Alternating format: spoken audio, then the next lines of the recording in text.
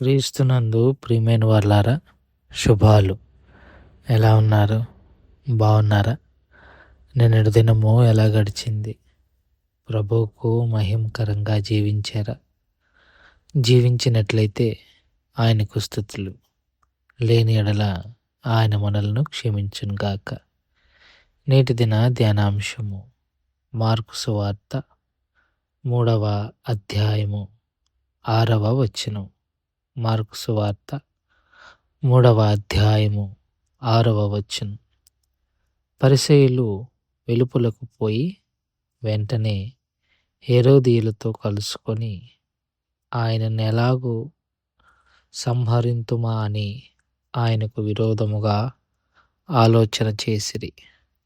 దేవుని వాక్యాన్ని మన వినికిడిలో దీవించి ఆశీర్వదించును గాక. యేసుక్రీస్తు ప్రభువారు ఓచ చేయగలవాడిని సమాజ మందిరపు మధ్యలోకి రమ్మని పిలిచి వారిని స్వస్థపరచటం అక్కడున్న శాస్త్రులకు పరిచయులకు నచ్చలేదు. వెంటనే ఆవేశంగా బయటకు వెళ్ళిపోయి, అనగా సినగోగులో నుంచి బయటకు వెళ్ళిపోయి హేరోదీయులతో కలిసెను. అంటే హేరోదీయులు బయట ఉన్నారని కాదు, కానీ వారున్న ప్రాంతంలోనికి వీళ్ళు వెళ్ళి వారిని కలిసి యేసు ప్రభు వారిని చంపాలి అని ఒక ఆలోచనకు వచ్చేసారు. మామూలుగా యేసుక్రీస్తు ప్రభువారు సినగోగులో చేసిన ఆ స్వస్థత కార్యం చూస్తే సాధారణమైన ప్రజలు ఏమనుకుంటారంటే, ఈ అద్భుతంతోనైనా పరిసయ్యులు యేసు ప్రభువారిని నమ్ముతారేమో, విశ్వసిస్తారేమో అని సాధారణంగా మనలాంటి వారు అనుకుంటాం. కానీ పరిసయ్యులు ఎంత లోతుగా తమ యొక్క మతపరమైన ఆచారాల్లో మునిగిపోయారు అంటే, ఎవరైనా వచ్చి మీరు చేస్తుంది తప్పు, ఇది కాదు అని చెప్తే అది గ్రహించటం మానేసి అవతల వారి మీద పగ పెట్టుకోవటం అన్నది అనాది కాలం నుంచి వస్తున్న ఒక ఆనవాయితీ. చేస్తున్న ప్రక్రియ, చేస్తున్న వ్యవహారం సరైంది కాదని ఎవరైనా చెప్పటం ఆలస్యం, వారి మీద నిందలు మోపటం, వారి మీద తప్పులు మోపటం, వారిని బాధకు గురి చేయటం, ఇట్లాంటివి ప్రతి సంఘాలలోనూ, ప్రతి మానవ పరిస్థితుల్లోనూ ఉండిపోయాయి. తాము చేస్తుందే రైట్ అని ఎప్పుడూ అనుకోవటం తప్పు.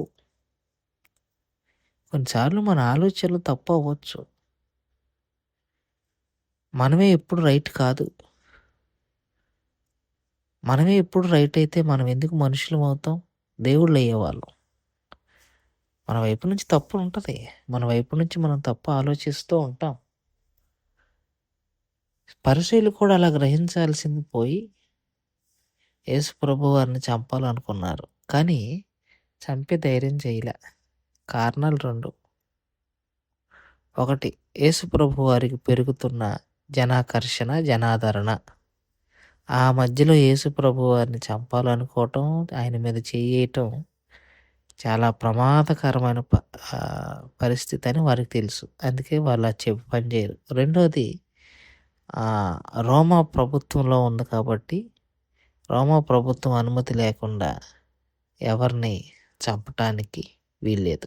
ఈ 2 కారణాల చేత వాళ్ళు ఏం చేశారంటే హేరోదీయులు అనేవారిని కలిశారు. హేరోదీయులు ఎవరు అని అంటే ఇర్రిలీజియస్ పీపుల్, అంటే మతం అనేది లేదు వీళ్ళకి, ఒక రకంగా నాస్తికులు. వీరిని హేరోదు పోషిస్తున్నాడు. అంటే ఫండెడ్ అంటారు కదా, ఫండింగ్. వీళ్ళను పోషించటానికి హేరోదు కొంతమంది ఇట్లాంటి వాళ్ళని, హేరోదీయులను కొంతమందిని రెడీ చేసుకుంటున్నాడు. ఎందుకనంటే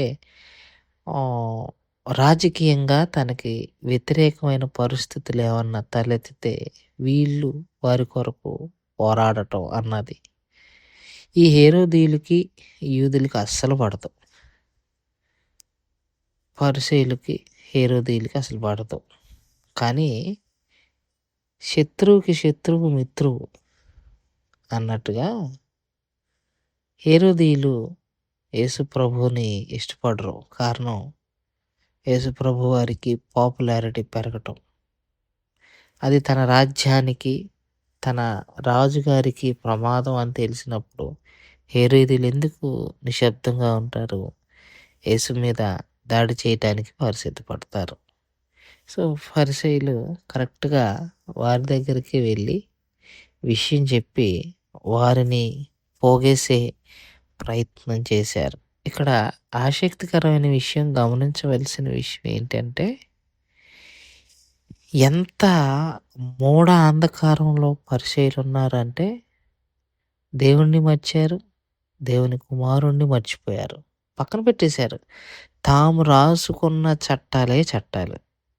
తాము రాసుకున్న లా, ధర్మశాస్త్రమే ధర్మశాస్త్రం. మిగతాది ఏం చెప్పినా మేము నమ్మం అని కూర్చునేవారు చాలా ప్రమాదకారులు. సంఘాల్లో అలాంటి పరిస్థితులే ఉంటాయి కొన్నిసార్లు. వాటిని మనం ప్రార్థనాపూర్వకంగా ఎదుర్కోకపోతే చాలా ప్రమాదం. వీరు ఎప్పుడు తాము అనుకున్నదే రైట్ అనుకుంటా ఉంటారు. అలాంటి వారి విషయంలో మనం తస్మాత్ జాగ్రత్తగా ఉండాలని మనవి చేసుకుంటూ ఈ మాటలు ముగిస్తున్నాను. దేవుడు దీవించును గాక. ప్రార్థన చేసుకుందాం. మమ్మల్ని మిక్కిలిగా ప్రేమించిన మా ప్రియ పరలోకపు తండ్రి, మీ పాదాలకు స్తోత్రాలు. చెప్పబడిన వాక్యాన్ని బట్టి మీకు స్తోత్రాలు. విన్న వాక్యం మా హృదయంలో భద్రపరచుకొని వాక్యానుసారంగా జీవించగలిగిన కృపను దయచేయమని యేసు నామములో అడుగుచున్నాం తండ్రి. ఆమేన్. God bless you.